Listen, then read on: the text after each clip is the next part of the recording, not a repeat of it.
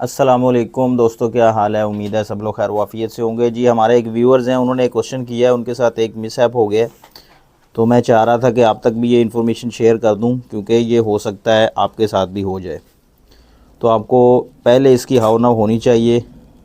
हुआ कुछ यूँ है कि वो उन्होंने मुझे मैसेज किया, मैसेज भी मेरी ये स्क्रीन पे चल रहा होगा। मैसेज में ये है कि कह रहे हैं कि मेरे फादर एक पार्टनर हैं किसी फर्म में, सॉरी किसी फर्म में पार्टनर के तौर पे काम करते हैं। उनका 20% शेयर है उसमें। और हुआ कुछ यूँ है कि कुछ वीक पहले एफबीआर ने उनके अकाउंट को फ्रीज़ कर दिया है और उनके अकाउंट से उन्होंने पैसे जो हैं वो निकलवा लिए हैं। इसका क्या मतलब हुआ?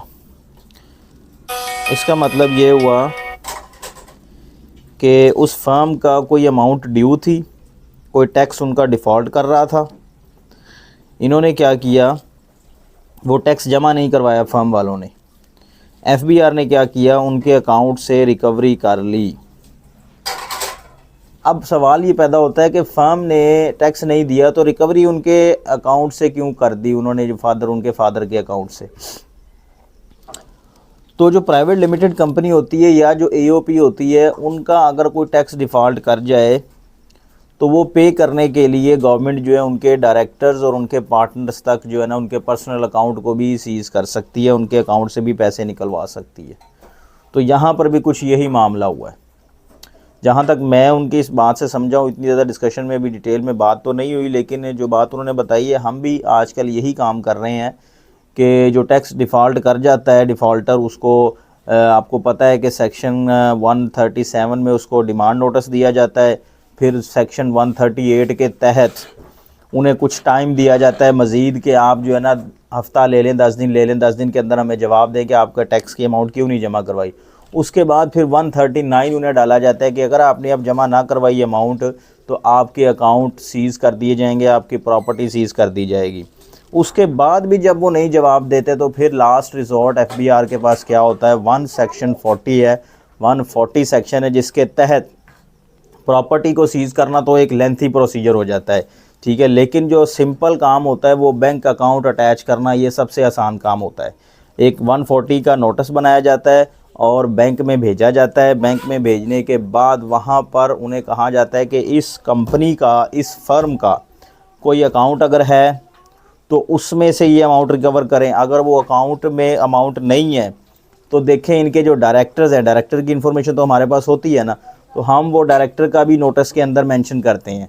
तो उस नोटिस के ज़रिए उस डायरेक्टर्स के जितने अकाउंट वहाँ पर होते हैं या जितने डायरेक्टर्स होते हैं उन सब के अकाउंट अगर वहाँ पर हैं तो उन अकाउंट में से रिकवरी की जाती है जितनी अमाउंट हमें चाहिए होती है।